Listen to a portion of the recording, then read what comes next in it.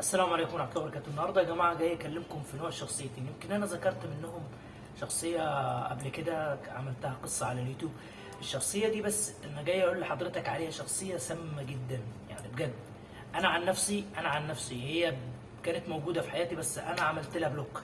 أنا جاي بس أنصحك، هم نوع شخصيتين.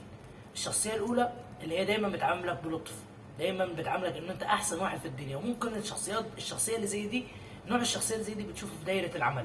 انت اول يوم بتروح شغل بيقرب منك، بيودك، بيعاملك كويس، بيحب يسمع منك، بيعاملك كل حاجه كويسه. بصوا يا جماعه، اولا كلامي زي ما قلت لحضراتكم، كلامي ده مش منزل، حضرتك عاوز تاخد بيه فبها ونعمت، لو مش عاوز برضو عادي. بس انا بقول لك التجارب اللي انا مريت بيها.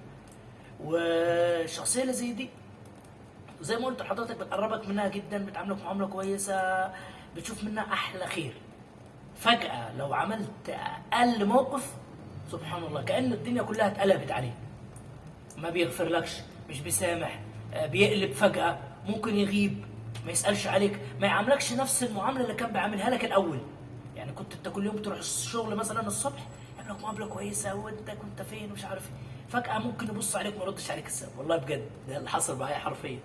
الشخصية التانية دي اللي بقى الشخصية سبحان الله اللي ممكن تبقى معاك، هو يحسسك ان هو صديقك خلك، بس في نفس الوقت اكتر واحد بيخليك تبقى يقول لك انت فاشل، يقول لك انت ما بتعرفش، مش بيقولها لك صريحه، بيقولها لك بطريقه غير مباشره، ممكن يمزجها لك بهزار وسط اصحابك، ممكن يقولها لك باسلوب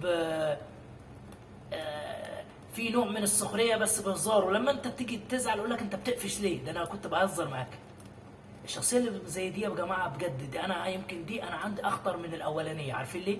لان الشخصيه الاولانيه دي ممكن ما يبقاش هو قريب منك قوي، لكن الشخصيه اللي زي دي بتبقى قريب منك جدا، ممكن يحقد عليك، مش بيحب لك الخير حرفيا. الشخصيه التانيه دي مش بيحب لك الخير حرفيا. طب انت في اللحظه اللي زي دي تعمل ايه؟ بجد في اللحظه اللي زي دي لو حسيت 1% بالذات يا جماعه، الصديق لو مش بيحب لك الخير ده مش صديق.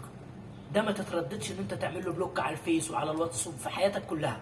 الشخصيه التانيه دي شخصيه متعبه جدا، وانا عن نفسي عانيت منها. انا مش هقول ان انا ملاك وان انا بتكلم وان انا بهاجم الناس، لا، انا بكلمك بجد. الشخصيه التانيه دي حاول تخلي بالك منها حرفيا.